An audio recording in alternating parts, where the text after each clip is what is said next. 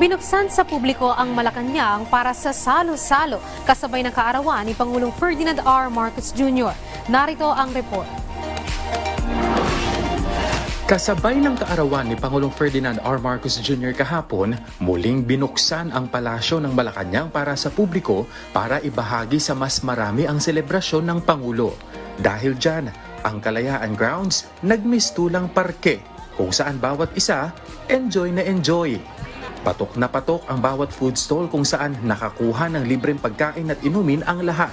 Kaya naman mula bata hanggang matanda, magbabarkada man o pamilya, talaga namang happy sa kanilang time together. Gaya na lang ni Sheila na kasama ang kaanak at mga chikiting. Sulit na sulit daw ang pagpunta nila dahil bukod sa libreng pagkain, abay naranasan din daw ang makapasok at masilayan ng Malacanang Complex. More birthdays to come po. Happy birthday po, Pangulong Marcos.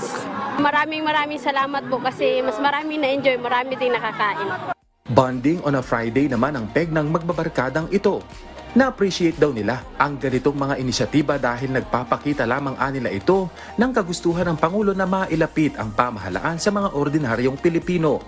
Napakasaya pong experience po ito sa amin kasi nakikita po namin kahit yung mga bata sa lansangan na kanina nakikita lang namin ay nandito na sa loob ng palasyo. At nagpapasalamat kami dahil nga patuloy na dumadami yung mga kabataan dito, higit pa yung mga matanda na nanlilimos kahit na walang kaya, talaga nakakain. Naging maayos ang naturang aktibidad na nagtagal hanggang alas 9 ng gabi. Ayon sa mga kinaukulan ay umabot sa nasa 10,000 katao ang dumalo sa salo-salo sa palasyo na handog ng Pangulo. Happy birthday, BBM!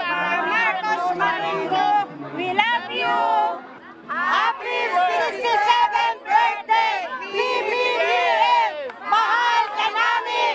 Kenneth Pasyente para sa Pambansang TV sa Bagong Pilipinas.